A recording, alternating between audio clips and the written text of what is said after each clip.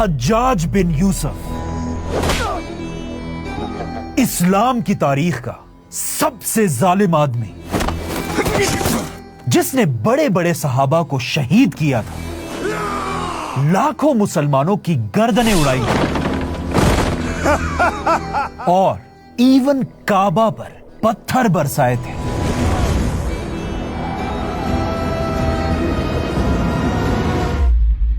آپ صلی اللہ علیہ وسلم نے دو بہت ہی خطرناک لوگوں کے بارے میں پوری امت کو پہلے ہی بتا دیا تھا۔ آپ صلی اللہ علیہ وسلم نے فرمایا تھا کہ عرب کے بنو ثقیف قبیلے کے دو لوگ دنیا میں آئیں گے، ایک بہت بڑا جھوٹا ہوگا اور دوسرا اس قبیلے میں ایک بہت خطرناک قاتل، ایک مرڈرر پیدا ہوگا۔ تو اب اس جھوٹے آدمی کے بارے میں تو ڈیبیٹس ہوتی رہتی ہیں، لیکن اس خونی قاتل کو آج تک پوری دنیا اچھی طرح جانتی ہے، کیونکہ اس خونی قاتل کا نام تھا حجاج بن یوسف۔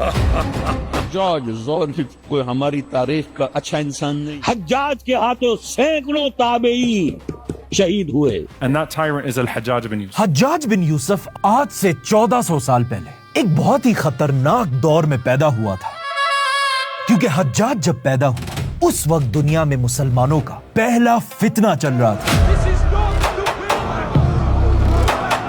آپ صلی اللہ علیہ وسلم کے بعد مسلمانوں نے کچھ ہی عرصے میں دنیا کا یہ سارا علاقہ فتح کر لیا تھا، اور حضرت عمر کی خلافت تک تو حالات بالکل صحیح جا رہے تھے، لیکن حضرت عمر کے بعد مسلمانوں کا پہلا فتنہ شروع ہوا۔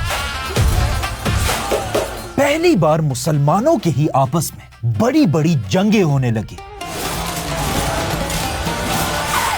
آخر آپ صلی اللہ علیہ وسلم کے 30 سال بعد خلافت راشدہ دنیا سے ختم ہو گئی،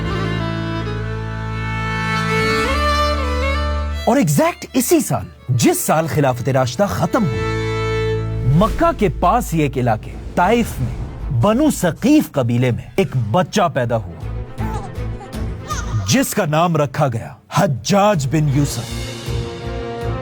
بنو ثقیف طائف میں رہنے والا ایک چھوٹا سا قبیلہ تھا، اور یہ وہی قبیلہ تھا جس نے اس سب سے بہت سال پہلے آپ صلی اللہ علیہ وسلم پر طائف میں پتھر برسائے تھے، اور آپ صلی اللہ علیہ وسلم کو اتنا زخمی کیا تھا کہ آپ صلی اللہ علیہ وسلم کے جوتے خون سے بھر گئے تھے۔ آگے جا کر طائف کے اس قبیلے نے اسلام قبول کر لیا تھا، اور حجاج بن یوسف بھی اسی قبیلے کے اندر پیدا ہوا تھا۔ تو اب جس سال حجاج پیدا ہوا اسی سال دنیا میں مسلمانوں کی ایک نئی خلافت آ چکی تھی، امیہ خلافت۔ حجاج امیہ خلافت کے پہلے سال میں پیدا ہوا، اور حجاج کی فیملی ایک بہت ہی غریب فیملی تھی، اور حجاج کا باپ ایک عام قرآن کا ٹیچر تھا اور بچوں کو قرآن پڑھایا کرتا تھا۔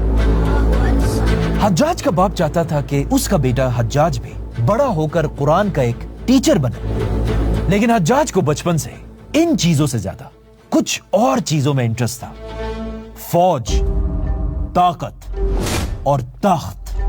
جیسے جیسے حجاج بڑا ہو رہا تھا، آخر حجاج کو یہ موقع مل گیا، کیونکہ جیسے ہی حجاج کی عمر 20 سال ہوئی، امیہ خلافت کے پہلے خلیفہ حضرت معاویہ اس دنیا سے چلے گئے۔ لیکن حضرت معاویہ نے جانے سے پہلے ہی اعلان کر دیا تھا کہ ان کے بعد مسلمانوں کا نیا خلیفہ کون ہوگا۔ آف کورس ان کا بڑا بیٹا یزید۔ لیکن اس سے پہلے خلافت میں ایسا کبھی نہیں ہوا تھا، کیونکہ اس سے پہلے مسلمان اپنا خلیفہ خود چوز کرتے تھے۔ اسی لیے کچھ مسلمان یزید کے خلیفہ بننے سے بالکل بھی خوش نہیں تھے، اور ان میں دو سب سے بڑے نام تھے، حضرت امام حسین رضی اللہ عنہ اور عبداللہ بن زبیر رضی اللہ عنہ۔ ان دونوں صحابہ نے یزید کو خلیفہ ماننے سے کلیئرلی انکار کر دیا تھا، کیونکہ انہیں ڈر تھا کہ کہیں مسلمانوں کی یہ خلافت بادشاہت نہ بن جائے۔ لیکن جو بھی ہو، آخر یزید بادشاہ بن گیا، اور بادشاہ بنتے ہی یزید نے ایک ایسا کام کیا جسے آج تک مسلمان نہیں بھلا سکے، کربلا۔ آپ صلی اللہ علیہ وسلم کی فیملی اہل بیت کو بے رحمی سے شہید کیا گیا. کربلا کے ٹاپک پر ہم ویڈیو ضرور بنائیں گے، لیکن یہ اتنا مشکل ٹاپک ہے کہ اسے پورا ریسرچ کرنے میں کافی ٹائم لگے گا، تو تھوڑا حوصلہ رکھیں. اینیویز، یزید کا خیال تھا کہ کربلا کے بعد اب حالات تھوڑے ٹھیک ہو جائیں گے اور بغاوتیں ختم ہو جائیں گی، لیکن ایسا نہیں ہوا، بلکہ بغاوتیں اور بھی زیادہ بڑھنے لگی. کربلا کے بعد یزید کے خلاف سب سے بڑی بغاوت مکہ اور مدینہ میں ہوئی، جہاں مکہ اور مدینہ کے صحابہ یزید کے خلاف کھڑے ہوئے اور یزید کو اپنا خلیفہ ماننے سے صاف انکار کر دیا. تو اب ان بغاوتوں کو کنٹرول میں رکھنے کے لیے یزید کو کچھ ایسے لوگوں کی ضرورت تھی جن کے اندر رحم نام کی کوئی چیز نہ ہو، جو مسلمانوں پر اتنا ظلم کرے کہ کوئی بھی مسلمان یزید کے سامنے اپنا سر نہ اٹھا سکے، چاہے وہ کوئی صحابی بھی کیوں نہ ہو. تو اب یزید ہر جگہ ایسے خطرناک اور ظالم لوگوں کو ڈھونڈنے لگا، اور کسی طرح یہ خبر طائف میں بیٹھے ہوئے ایک جوان 20 سال کے لڑکے تک پہنچی، حجاج بن یوسف. اور حجاج نے یہ سنتے ہی اپنی قرآن کی ٹیچنگ چھوڑ دی اور سیدھا جا کر یزید کی فوج میں ایک عام سولجر کی طرح شامل ہو گیا. جیسے ہی حجاج نے یزید کی فوج جوائن کی، یزید نے اپنی فوج کو مدینہ پر حملہ کرنے کا حکم دیا، اور حجاج بھی اس فوج میں مدینہ پر حملے کے لیے روانہ ہوا. اس سے آگے جو ہوا وہ ہماری سنی کتابوں میں ڈیٹیل سے لکھا ہوا ہے. یزید کی فوج نے مدینہ میں ہزاروں لوگوں کو شہید کیا اور مدینہ کے شہر کو ہی آگ لگا دی. مدینہ پر اتنا ظلم کرنے کے بعد اب یزید کو لگا کہ فائنلی بغاوتیں ختم ہو جائیں گی اور اب سارے صحابہ مجھے اپنا خلیفہ مان لیں گے. لیکن ایسا نہیں ہوا. مکہ میں رہنے والا ایک صحابی اب بھی یزید کے خلاف بہادری سے کھڑا تھا، اور اس صحابی کا نام تھا عبداللہ بن زبیر رضی اللہ عنہ. عبداللہ بن زبیر رضی اللہ عنہ نے مکہ میں باقی صحابہ کو بھی اپنے ساتھ ملایا اور یزید کے خلاف کھڑے ہوئے. اسی لیے یزید نے اب مدینہ سے فارغ ہو کر اپنی فوج کو مکہ پر بھی حملہ کرنے کا حکم دیا، جس کے بعد یزید کی فوج نے مکہ کو ہر طرف سے گھیر لیا. لیکن اس سے پہلے کہ یزید مکہ میں عبداللہ بن زبیر رضی اللہ عنہ کو شہید کرتا، اچانک خبر پہنچی کہ مکہ سے بہت دور دمشق میں بادشاہ یزید مر چکا ہے. اس ایک خبر نے پوری امیہ خلافت کو ہلا کر رکھ دیا، کیونکہ یزید بالکل اس ٹائم مرا تھا جب امیہ خاندان کے خلاف ہر طرف بغاوتیں ہو رہی تھیں، اور اب یزید کے مرتے ہی امیہ خلافت اپنی سب سے کمزور حالت تک پہنچی. اور حالات اور بھی زیادہ تب خراب ہوئے جب یزید کا بیٹا بھی بادشاہ بننے کے کچھ ہی دن بعد فوت ہو گیا. اب یزید کی نسل دنیا سے ختم ہو چکی تھی اور امیہ خلافت کا اب اور کوئی بھی دوسرا خلیفہ نہیں تھا.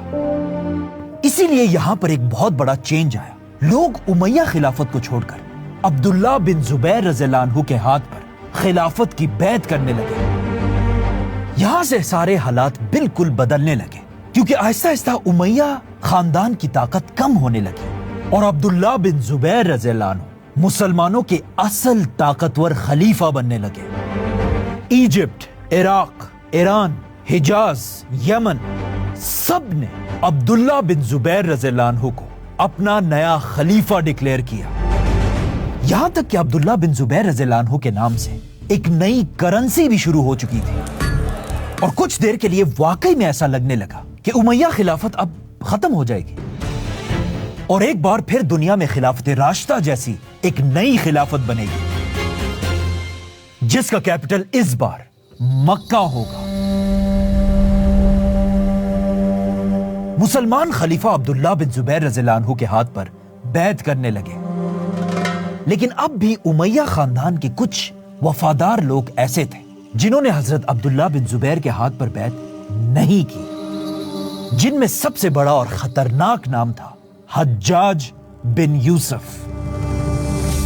اور حجاج اس بات سے بالکل بھی خوش نہیں تھا کہ عبداللہ بن زبیر مسلمانوں کے خلیفہ بنے، اور وہ بس ایک ایسے موقع کی تلاش میں تھا کہ کسی طرح امیہ خاندان دوبارہ طاقت میں آئے، اور آخر اسے یہ موقع مل گیا۔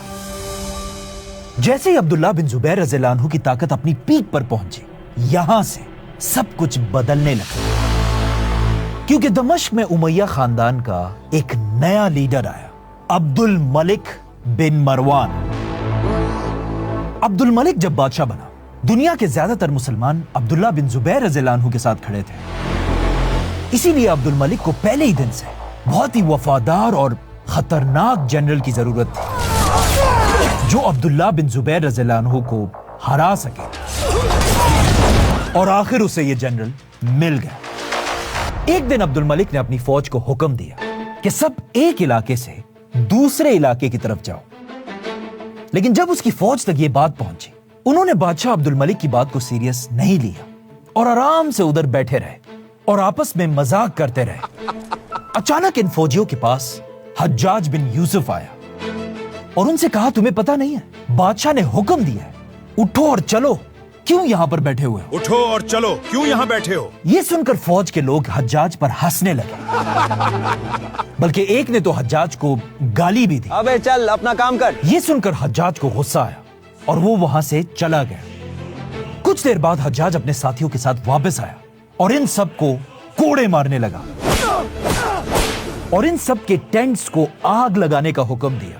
فوجی ہر طرف بھاگنے لگے اور حجاج کی وجہ سے بادشاہ کے حکم کو ماننے لگے۔ وہاں کھڑے ایک آدمی نے یہ سب کچھ دیکھا اور سیدھا بادشاہ کے پاس جا کر اسے یہ ساری کہانی سنائی، اور پہلی بار بادشاہ عبد الملک کو حجاج بن یوسف کے بارے میں بتایا کہ ہماری فوج میں ایک ایسا آدمی ہے جو آپ کے حکم کے لیے کچھ بھی کر سکتا ہے۔ عبد الملک حجاج سے بہت امپریس ہوا اور اس نے حجاج کو اپنے پاس بلایا اور اسے صرف 30 سال کی عمر میں ایک عام سپاہی سے فوج کا ایک بڑا جنرل بنایا۔ اسی کے ساتھ سب سے پہلے عبد الملک نے حجاج کے ساتھ مل کر عبداللہ بن زبیر رضی اللہ عنہ کے سب سے بڑے صوبے کوفہ پر حملہ کیا، اور اس طرح عبد الملک اور حجاج نے عبداللہ بن زبیر رضی اللہ عنہ سے یہ سارا علاقہ چھین لیا، اور عبداللہ بن زبیر کا سب سے پاورفل صوبہ کوفہ، جسے آج ہم عراق اور ایران کہتے ہیں، ان کے ہاتھ سے نکل گیا۔ اب امیہ خاندان کے پاس دوبارہ طاقت آ چکی تھی اور انہوں نے یہ سارا علاقہ بھی فتح کر لیا تھا، لیکن اب بھی بنو امیہ کے لیے ایک بہت بڑا مسئلہ تھا، مکہ میں عبداللہ بن زبیر رضی اللہ عنہ۔ اسی لیے بغیر کوئی ٹائم ضائع کیے عبد الملک نے اپنے سارے جنرلز کی ایک میٹنگ بلائی، اور اس میٹنگ میں اپنے سارے جنرل سے پوچھا کہ تم میں سے کون ہے جو مکہ پر حملہ کرے؟ کون ہے جو مکہ پر حملہ کرے گا اور عبداللہ بن زبیر کو شہید کرے؟ لیکن جب عبد الملک نے اپنے جنرل سے پوچھا کہ مکہ پر کون حملہ کرے گا، تو سب ڈر کر خاموش رہے، کیونکہ کون اتنی بڑی بدنامی ہمیشہ کے لیے اپنے سر لے۔ عبد الملک نے دوبارہ پوچھا، لیکن پھر بھی سب خاموش رہے۔ آخر جب اس نے تیسری بار پوچھا تو آخر عبد الملک کے ایک جنرل نے اپنا ہاتھ اٹھایا اور کہا، میں جا کر مکہ پر حملہ کروں گا۔ میں ہی جاؤں گا مکہ کو فتح کرنے، بلکہ میں نے کل خواب دیکھا ہے کہ میں نے عبداللہ بن زبیر کی اپنے ہاتھوں سے کھال اتاری ہے۔ اور آف کورس عبد الملک کے اس جنرل کا نام تھا حجاج بن یوسف۔ یہ سن کر عبد الملک خوش ہوا اور حجاج کو ایک بڑی فوج دے کر مکہ پر حملے کے لیے روانہ کیا۔ جو میرے آقا کا حکم ہو میں وہ کروں گا۔ حجاج بن یوسف مکہ کی طرف روانہ ہوا اور مکہ کو ہر طرف سے گھیر لیا، لیکن حجاج کو اچھی طرح پتا تھا کہ وہ عبداللہ بن زبیر رضی اللہ عنہ کو تلواروں سے نہیں ہرا سکتا، کیونکہ عبداللہ بن زبیر رضی اللہ عنہ کے ساتھ بڑے بڑے صحابہ اور صحابہ کے بیٹے کھڑے تھے، اور حجاج کی فوج میں کوئی بھی صحابی نہیں تھا۔ اسی لیے حجاج نے مکہ کے پہاڑوں پر اپنے توپوں کو کھڑا کیا اور اپنے توپوں سے مسجد الحرام کے اوپر بمباری کرنا شروع کی۔ حجاج نے مسجد الحرام پر اتنے پتھر برسائے کہ ایک پتھر تو سیدھا جا کر کعبہ کو لگا، اور کہا جاتا ہے جیسے یہ پتھر کعبہ پر لگا अचानक आसमान में बादल गरजने लगे और ये देखकर हज्जाज की फौज डरने लगी। बमबारी रोक दो, अल्लाह का अजाब आएगा। और अपनी तोपों को रोक दिया कि कहीं उन पर अल्लाह का अजाब ना आ जाए। हज्जाज ने जब अपनी फौज को पीछे हटते हुए देखा तो हज्जाज खुद आगे बढ़ने लगा और अपने हाथों से पत्थर उठाकर तोप के अंदर रखा और दोबारा खुद काबा पर बमबारी करने लगा और अपनी फौज से कहा कि डरो मत, इन बादलों के गरजने का मतलब तो यह है कि अल्लाह हमारे साथ है। यह देखकर उसकी फौज भी आगे बढ़ी और दोबारा काबा पर बमबारी करने लगी। अब काबा पर एक ही वक्त में बहुत सारे गोले बरस रहे थे,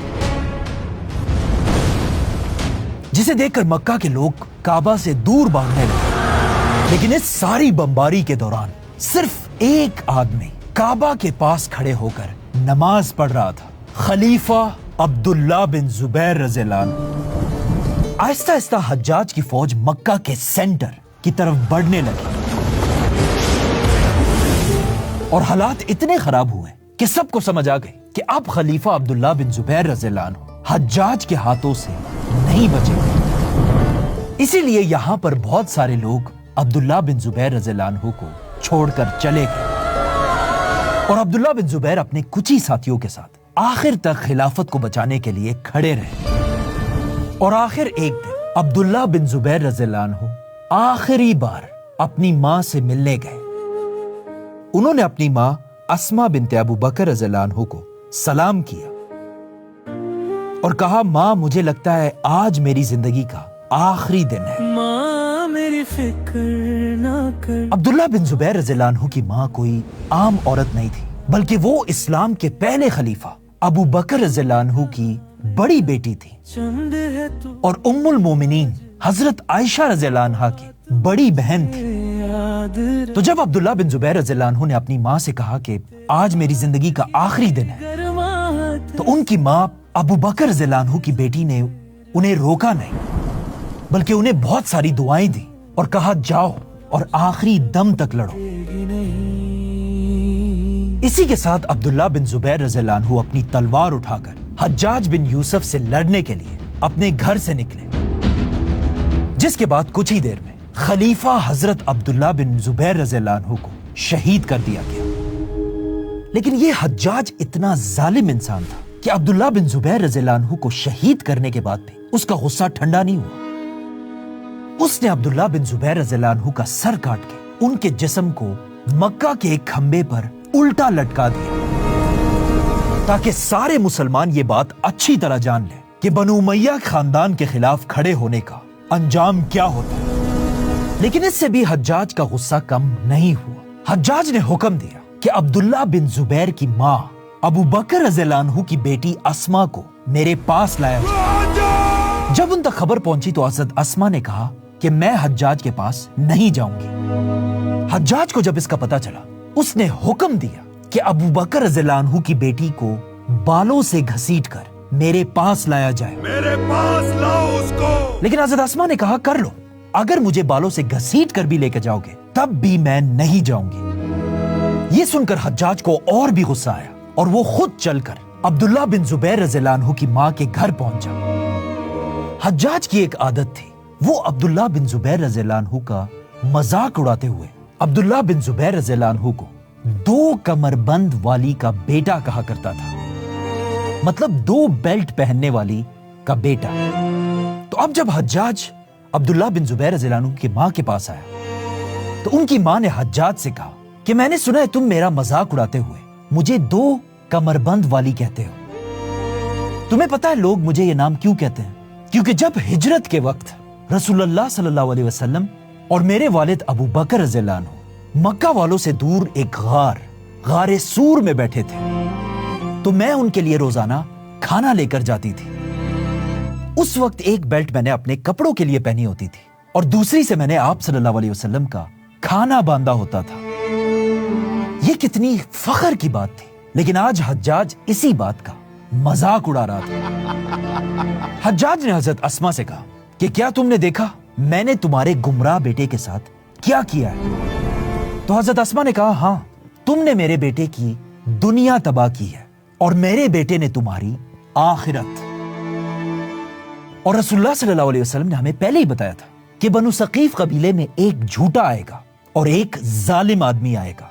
झूठे को तो हमने देख लिया, लेकिन हज्जाज वो जालिम तू है। और इस तरह बहुत कोशिश के बाद में आखिर अब्दुल्ला बिन जुबैर रज़ियल्लाहु अन्हु की खिलाफत खत्म हो गई और उमैया खानदान दोबारा मुसलमानों के लीडर्स बने। अब चाहिए तो यह था कि काबा पर बमबारी करने पर खलीफा अब्दुल मलिक हज्जाज को कोई तो सजा देता, लेकिन अब्दुल मलिक ने इसका बिल्कुल उल्टा काम किया। उसने हज्जाज बिन यूसुफ को मक्का, मदीना और इस पूरे इलाके का गवर्नर बना दिया और इस तरह उमैया खानदान का अब्दुल मलिक पूरी मुसलमान दुनिया का अकेला खलीफा बना और हज्जाज बिन यूसुफ उसका सबसे खतरनाक गवर्नर। और जो भी बनु उमैया खानदान के सामने अपना सर उठाता था, हज्जाज उसकी गर्दन उड़ा देता था। अब्दुल्ला बिन जुबैर रज़ियल्लाहु अन्हु को शहीद करने के बाद अगले साल जब हज का वक्त आया, हर तरफ से मुसलमान हज के लिए मक्का की तरफ आने लगे, जिनमें उस जमाने के सबसे बड़े सहाबी खलीफा उमर रज़ियल्लाहु अन्हु के बेटे अब्दुल्ला बिन उमर रज़ियल्लाहु अन्हु भी थे। लेकिन उनके आने से पहले हज्जाज ने मक्का में हर तरफ अपनी फौज खड़ी कर दी थी और जैसे ही हाजी मक्का पहुंचे और रश बढ़ने लगा, अब्दुल्ला बिन उमर रज़ियल्लाहु अन्हु भी इसी रश के अंदर ही फंस गए। यह देखकर हज्जाज का एक फौजी अब्दुल्ला बिन उमर रज़ियल्लाहु अन्हु के पास पहुंचा और उन्हें एक जहरीला नेजा स्पीयर मार दिया और अब्दुल्ला बिन उमर रज़ियल्लाहु अन्हु जमीन पर गिर पड़े। लोग उन्हें उठाकर उनके घर ले गए और अचानक वहां हज्जाज भी पहुंचा और अब्दुल्ला बिन उमर से कहा कि ये आपके साथ किसने किया? ये आपके साथ किसने किया? तो अब्दुल्ला बिन उमर ने जवाब दिया कि मेरा कातिल तू है। तुमने ही हज में हथियार लाने की इजाजत दी थी। और इसके कुछ ही दिन बाद खलीफा उमर रज़ियल्लाहु अन्हु के बेटे अब्दुल्ला बिन उमर भी हज्जाज बिन यूसुफ की ही वजह से इस दुनिया से चले गए। लेकिन हज्जाज का जुल्म यहां खत्म नहीं होता, बल्कि यह तो सिर्फ शुरुआत है। अब्दुल्ला बिन उमर रज़ियल्लाहु अन्हु को शहीद करने के बाद अब भी हालात ठीक नहीं हुए, बल्कि आहिस्ता आहिस्ता कूफा के सूबे में दोबारा उमैया खिलाफत के खिलाफ बगावतें शुरू होने लगी। तो अब इन बगावतों को भी क्रश करने के लिए एक बहुत जालिम आदमी की जरूरत थी। इसीलिए अब्दुल मलिक ने हज्जाज को मक्का और मदीना के गवर्नरी से हटाकर उसे पूरे कूफा और बसरा का गवर्नर बना दिया। मतलब हज्जाज इस पूरे इलाके का गवर्नर बना। इन शॉर्ट हज्जाज अब खलीफा अब्दुल मलिक के बाद पूरी दुनिया का दूसरा सबसे ताकतवर इंसान बन चुका था। मतलब एक गरीब टीचर का बच्चा अब दुनिया का दूसरा सबसे पावरफुल आदमी था। हज्जाज के आने से पहले कूफा और बसरा में उमैया खिलाफत के खिलाफ हर तरफ बगावतें हो रही थी। लेकिन जैसे ही हज्जाज कूफा की मस्जिद पहुंचा, उसने वहां सारे मुसलमानों को जमा होने का हुक्म दिया और फिर सबके सामने आकर अपनी स्पीच शुरू की। अगर अब भी किसी को शक है कि हज्जाज एक जालिम आदमी था या नहीं, तो इस स्पीच के बाद आप समझ जाएंगे, क्योंकि मुझे लगता है ये इस्लाम की तारीख की सबसे खौफनाक स्पीच है। हज्जाज सबके सामने खड़ा हुआ और अपनी स्पीच शुरू की। ए इराक के लोगों, मुझे तुम में से बहुत सारों के सर ऐसे नजर आ रहे हैं जो बहुत जल्द कटने वाले हैं। तुम में से बहुत से लोगों की पगड़ियां और दाढ़ियां खून से लाल होने वाली हैं। इराक के लोगों, याद रखो, मुझे इस दुनिया में कोई भी नहीं डरा सकता। मुझे यहां बनु उमैया खानदान ने बहुत सोच समझ कर भेजा है, क्योंकि मैं उनका सबसे खतरनाक हथियार हूं। सब कान खोल कर सुन लो, मैं तुम्हारे जिस्मों से खालों को ऐसे उतारूंगा जैसे किसी पेड़ से छाल उतारी जाती है। तुम में से एक एक को कांटों की तरह काट डालूंगा। मैं अपनी तलवार से तुम्हारे बच्चों को यतीम और तुम्हारी बीवियों को बेवा बनाऊंगा। और खुदा की कसम, जब मैं कोई वादा करता हूं उसे मैं जरूर पूरा करता हूं।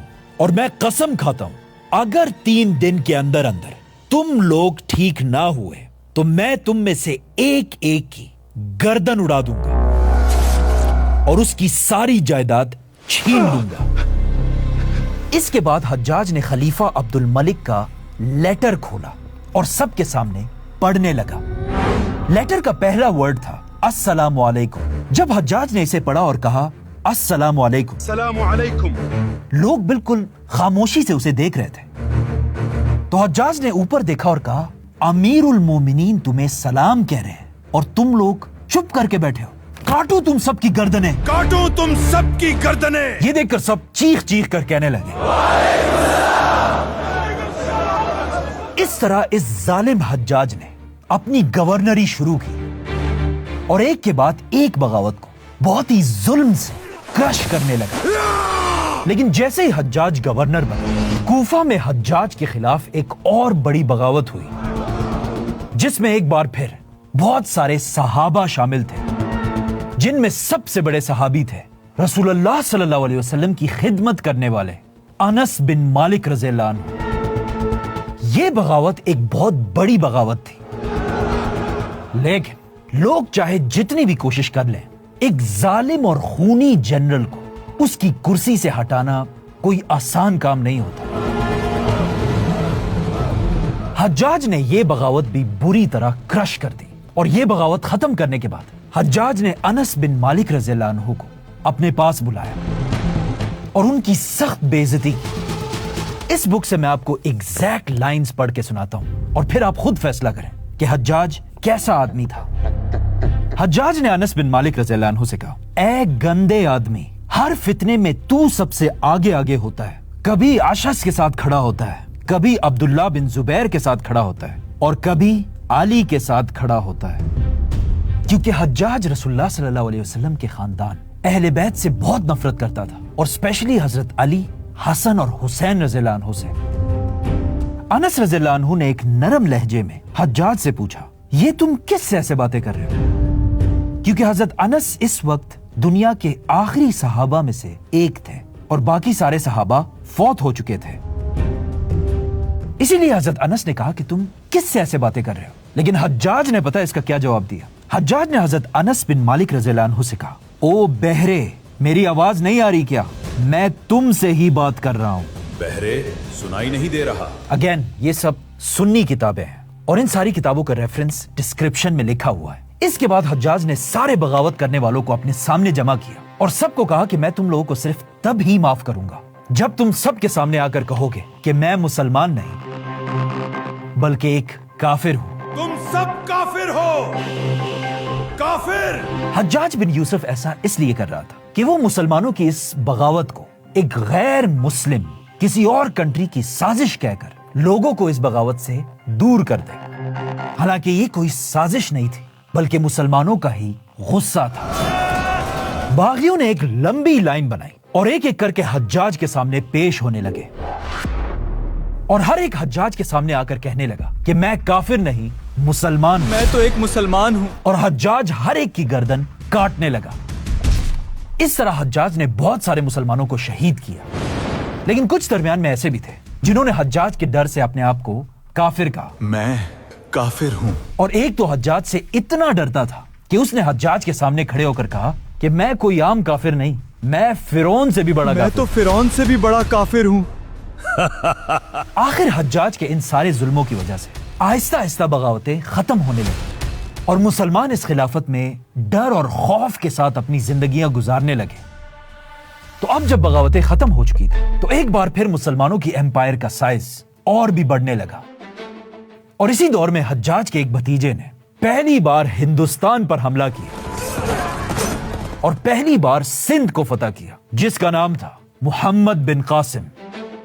और इसी दौर में मुसलमानों ने पहली बार यूरोप पर हमला करके स्पेन को भी फतह किया। हज्जाज बिन यूसुफ की पूरी जिंदगी में एक ऐसा अच्छा काम था जिसकी वजह से कुछ लोग उसे एक हीरो समझते हैं और वो था कुरान के अरबी राइटिंग के ऊपर एराब लगाना, मतलब जबर जेर पेश वगैरह, जिसे आज तक लोग पढ़ते हैं। लेकिन कुछ स्कॉलर्स ऐसे भी हैं जो कहते हैं ये काम हज्जाज ने नहीं बल्कि इससे पहले ही एक मुसलमान स्कॉलर ने किया। यहां पर इमाम ज़हाबी कहते हैं کہ اگر حجاج نے یہ کام کیا بھی ہو تب بھی قیامت کے دن حجاج کا یہ اچھا کام اس کے گناہوں کے سمندر میں ڈوب جائے گا۔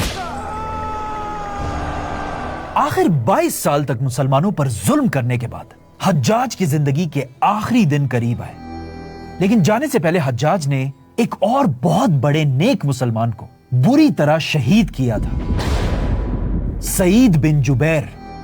اور کہا جاتا ہے اس نیک مسلمان نے مرنے سے پہلے حجاج کو آخری بد دعا یہ دی تھی کہ اللہ کرے میں حجاج کے ہاتھوں سے مرنے والا دنیا کا آخری مسلمان بنوں، اور ایگزیکٹلی ایسا ہی ہوا۔ اس کے صرف 1 مہینے بعد حجاج ایک بہت خطرناک بیماری سٹمک کینسر سے بہت ہی دردناک موت مرا۔ مرنے سے پہلے حجاج نے ایک شعر پڑھا تھا جس کا مطلب کچھ یوں ہے، یا اللہ، مجھے پتا ہے کہ پوری دنیا کے مسلمان یہ چاہتے ہیں کہ میں مرنے کے بعد جہنم کی آگ میں ہمیشہ ہمیشہ کے لیے جلتا رہوں، لیکن انہیں تیری رحمت کا کیا پتا کہ تو کتنا معاف کرنے والا ہے۔ مطلب اتنے ظلم کرنے کے بعد بھی، بڑے بڑے صحابہ کو شہید کرنے کے بعد بھی، لاکھوں بے گناہ مسلمانوں کو مارنے کے بعد بھی، اور کعبہ پر بمباری کرنے کے بعد بھی حجاج اب بھی جنت جانے کا سپنا دیکھ رہا تھا۔ لیکن جب حسن بصری تک یہ بات پہنچی تو انہوں نے کہا واہ، حجاج چاہتا ہے کہ وہ زندگی بھی اپنی مرضی سے گزارے اور آخرت بھی اپنی مرضی سے گزارے۔ خیر، جتنا حجاج سے دنیا کے مسلمان نفرت کرتے تھے اتنا ہی حجاج سے بنو امیہ کے شہزادے محبت کرتے تھے۔ حجاج کی بیٹیوں کی شادی امیہ خاندان کے شہزادوں سے ہوئی تھی۔ بنو امیہ کے بادشاہ اپنے بیٹوں کے نام حجاج رکھتے تھے اور انہوں نے مرنے تک حجاج کو اپنا سب سے بڑا گورنر بنایا تھا۔ لیکن پورے بنو امیہ خاندان میں ایک ایسا آدمی تھا جو اس حجاج بن یوسف سے نفرت کرتا تھا اور حجاج کے ان ظلموں کے بارے میں ہمیشہ بولا کرتے تھے، اور آف کورس وہ کوئی اور نہیں، وہ تھے اسلام کی تاریخ کے پہلے مجدد، اسلام کے فیوچر خلیفہ عمر بن عبدالعزیز۔ سبسکرائب